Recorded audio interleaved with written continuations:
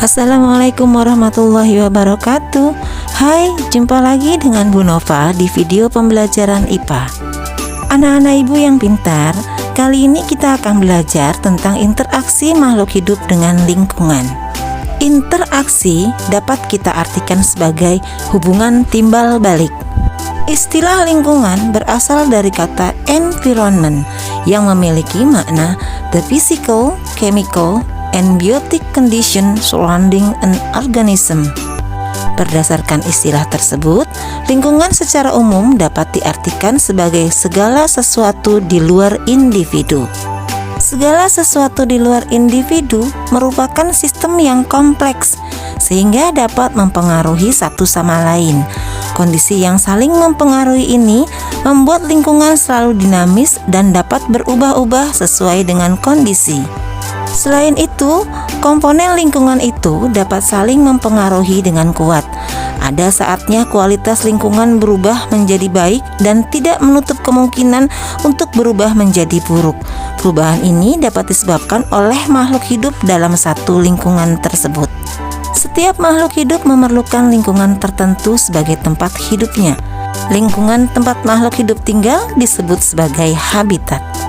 Dalam lingkungannya, setiap makhluk hidup tidak akan bisa hidup sendiri, tapi tergantung pada makhluk hidup lain dan sumber daya alam. Ada hubungan antara makhluk hidup dan lingkungan, baik lingkungan yang berupa makhluk hidup atau dengan benda tak hidup. Hubungan itu akan membentuk timbal balik yang kompleks. Makhluk hidup dengan lingkungannya yang saling berhubungan di alam dapat disebut sebagai ekosistem, dan di alam terdapat bermacam-macam ekosistem.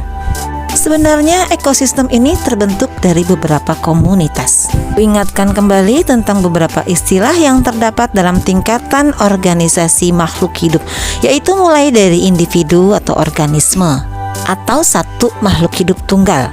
Kemudian tingkatan populasi. Populasi terbentuk dari spesies atau individu sejenis yang hidup di suatu habitat pada waktu tertentu. Selanjutnya tingkatan komunitas merupakan tingkatan yang lebih besar lagi dari tingkatan populasi. Komunitas terbentuk dari sekelompok populasi yang hidup di suatu daerah atau kawasan tertentu. Contohnya komunitas sawah yang terdiri dari tanaman padi, katak, cacing, belalang, burung, tikus, dan elang. Kumpulan dari komunitas inilah yang akan membentuk ekosistem. Urutan tingkatan organisme yang terakhir adalah bioma, atau bisa juga kita sebut sebagai biosfer.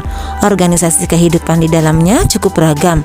Biasanya bioma terbentuk pada daerah yang luas di bumi ini dengan dicirikan sejenis tumbuhan dominan di daerah tersebut. Ekosistem adalah suatu sistem yang terbentuk oleh hubungan timbal balik antara makhluk hidup dengan lingkungannya. Jadi dalam pembentukan ekosistem terdapat dua komponen, yaitu komponen biotik atau makhluk hidup dan komponen abiotik atau benda tak hidup. Komponen biotik merupakan semua makhluk hidup yang ada di dalam lingkungan, seperti manusia, hewan, dan tumbuhan. Makhluk hidup pada komponen tersebut memiliki kedudukan dan peran masing-masing dalam lingkungan. Mereka juga dapat mempengaruhi komponen abiotik lainnya.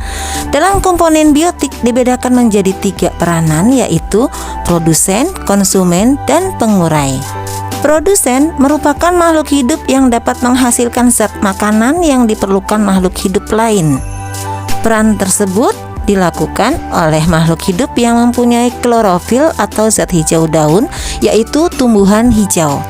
Tumbuhan mensintesis atau membuat zat makanan menggunakan bahan karbon dioksida dan air dengan bantuan cahaya matahari dalam proses fotosintesis.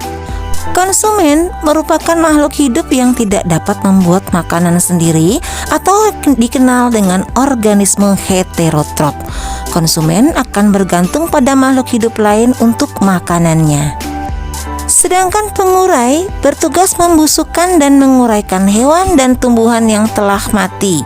Makhluk hidup yang berperan sebagai pengurai antara lain cacing, bakteri, dan jamur. Proses penguraian sangat penting untuk menjaga stabilitas ekosistem dengan mengurai zat-zat sisa menjadi unsur hara yang akan diserap oleh tanah. Komponen abiotik merupakan benda tidak hidup yang ada dalam lingkungan. Keberadaan komponen ini sangat mempengaruhi jenis makhluk hidup yang menempati suatu lingkungan. Beberapa komponen abiotik antara lain cahaya matahari. Ini adalah sumber utama energi untuk semua makhluk hidup di bumi. Kemudian udara. Dalam udara ada berbagai jenis gas seperti oksigen, hidrogen, karbon dioksida, dan nitrogen. Air. Semua makhluk hidup di bumi membutuhkan air untuk bertahan hidup. Kemudian suhu merupakan salah satu komponen penting bagi makhluk hidup di bumi. Nah, kalian sudah paham bukan? Tentang pengertian lingkungan, ekosistem, komponen biotik, dan komponen abiotik. Tetap di channel ini ya, karena di video selanjutnya Ibu akan menjelaskan tentang interaksi antara makhluk hidup dengan makhluk hidup yang lainnya. Sampai jumpa di video selanjutnya. Wassalamualaikum.